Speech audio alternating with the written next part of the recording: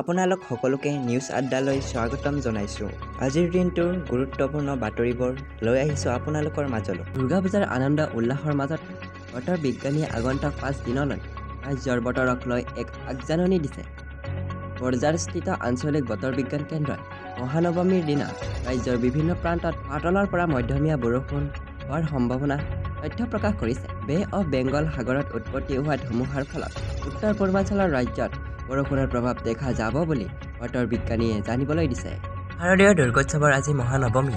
দেশৰ সকলো প্ৰান্ততে শাৰদীয় দুৰ্গোৎসৱক কেন্দ্ৰ কৰি ব্যাপক উৎসাহ উদ্দীপনা। মুখ্যমন্ত্ৰী ডক্টৰ হিমন্ত বিশ্ব শৰ্মাই আজি বিভিন্ন পূজা মণ্ডপ ভ্ৰমণ কৰি মাৰ আশীৰ লোৱাৰ পৰিকল্পনা। অসমীয়া লোক সংস্কৃতিৰ গৱেষক তথা অসম সাহিত্য সভাৰ প্ৰাক্তন সভাপতি ডক্টৰ বীৰেন্দ্ৰনাথ দত্তৰ দেহাৱসান। চতুৰ্থৰ পেৰাই গেমছ কালিৰে পৰা চীনত হাংচঙত আৰম্ভ।